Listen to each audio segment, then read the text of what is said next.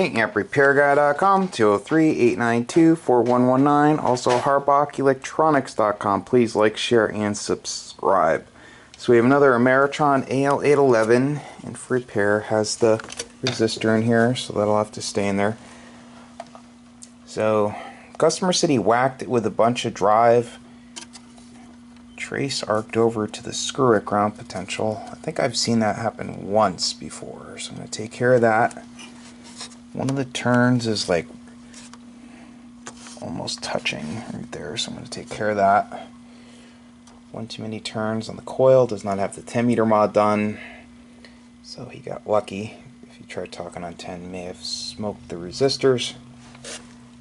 I'll tighten up on hardware. I'm going to change the SO239s. The bottom one is really stiff, which is good, but the top one isn't really that great. So I always swap them out because these always end up failing. I'm going to add gas discharge tubes. The socket, I'm going to remove the gas discharge tube off the rear board. Also the metal oxide varistor.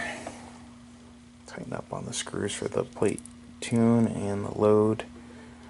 Air variable capacitors.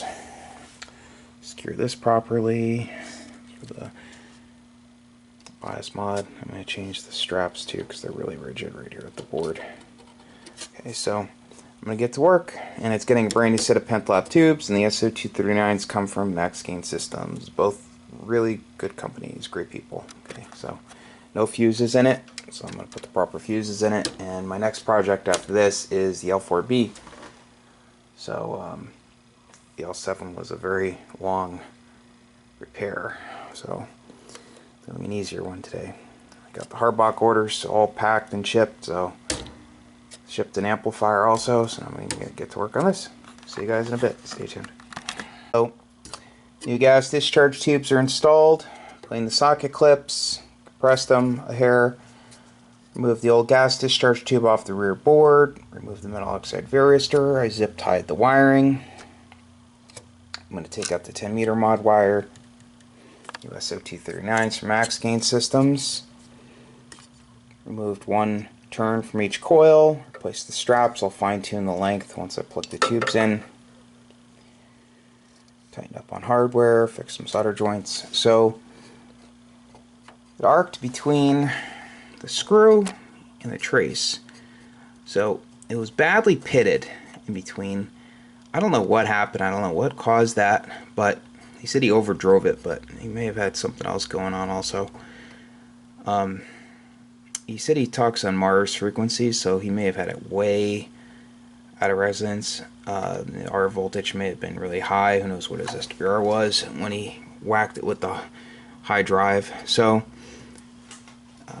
if you don't get all of the carbon out that's left behind from the arc, it'll just arc again. So that board was just, like I said, so pitted. Just opted to drill it out. I have a nice gap there. I'm going to put in a nylon screw for added protection. This is kind of damaged right here, so I'm going to lay down some solder, and I'm going to put another piece of copper on top of it to bridge it, and it should be better than new. Okay, so I'm going to get back to work. See you guys soon. I'm going to do a test on 40 meters. There's 40. The settings. Radio set to roughly 70 watts or so. Actually showing about 90 watts. Remember, this has that resistor in there which pads some of the input. Okay, 1 kW slug, PEP kit is on, going into a bird dummy load. Audio hello, hello, 600, 600, a little over 600, tit, tit, tit, tit. Hello, hello, hello, hello, hello, hello, hello, hello, hello, hello, hello. Audio hello, hello, hello. Audio hello, hello, hello, tit, tit, tit, tit, tit, tit, tit. Audio hello, hello. Hello, hello, hello, hello. Hello, hello, hello, works as it should. I'll finish testing the other bands, and then if it's all good, I'll show you the inside. See you soon. Hey, third attempt. I had to put my phone on silent. Keep getting call after call after call. Okay, so it's been a long day. I had a lot of other things to do, like I said before, so bear with me. I am tired. So changed the meter protection diode. It was shorted, so you had a tube short before. Zip tied the wire for the bias mod. Fixed the trace issue. Put a piece of copper down, soldered it really well, like I talked about before. Nylon screws installed. Now there's a gap, so any residual carbon that's left behind from an arc will end up arcing, so that's just the best way. It was just really badly pitted, so I don't want him to have it happen again. So that's all set. So removed one turn off each coil. Let me get my pointer. I heated up the solder for one of the mica caps and pushed the leads down because there was a lot of lead length on one of them. I forget which one, but that's all set. New straps, and they're cut to length. They were really rigid where they went through, to the board, were connected to the board. A lot of times I see them snap. So, or they're either rigid and frayed or just really rigid. You have to be careful not to wick the solder up into the braid. Okay, so gas discharge tubes installed at the base of one of the sockets. All three tubes are in parallel, so just need one per side. You can just do it. I've seen people put one here and then one over there. Just put them right at the same socket. It's fine. So if a tube were to flash, unlikely to happen with a 570 tube, but very likely to happen with a Chinese 811. So if someone bought this amp from the customer and ended up putting in 811s and that happened, you want the arc to be brought to ground right at the socket, not backfeed up through the board. This one had the gas discharge tube on the board and metal oxide varistor, but again, you don't want it to happen on the board because you could damage trace on the board, you could damage other stuff. So you want it to happen there.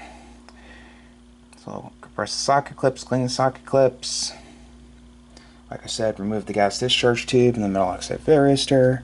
Clean the input rotary switch with the aux gold, output rotary switch, / band switch with the aux gold, brand new SO239s from Max Gain Systems. These are brand new tubes from Penta Labs, awesome company. Zip tied the wiring over here. Longer screw in the base of the plate choke, longer screw in the top of the plate choke. Problem is they use a stubby screw and it only catches a few threads of the ceramic choke, and a lot of times the choke gets damaged during shipping. It'll back out a little bit and then the threads get damaged, and just easier to put the right screw in. Okay, so that's all set. 10 meter mod's done, tested it on all bands, and she is good to go. Okay, so also put the right size fuses in it. Calls for 12 amp fuses. This will run on 10 amp fast flow, but it calls for 12 when it's wired for 120. So new fuses, and that's all she wrote. So if you need an amp repaired, feel free to give me a call. Phone number is 203-892-4119. That's 203-892-4119. Also tighten the nut on the back of the plate tune air variable cap and the screws that hold the capacitors in, and the nuts for the other one for the load side. Just small stuff, you just want to make sure everything's tight. Like the screws for the board where they connect to the standoffs, and then the opposite side for the standoff, the screws for the standoffs. They're little aluminum standoffs between the board and the rear wall. You just want it all nice and tight because that's how the board gets its ground. You want a nice solid ground to the chassis. Okay, so again, thanks for watching. Please like, share, and subscribe. AmpRepairGuy.com and also HarbachElectronics.com. A Drake L4B is next. See you soon.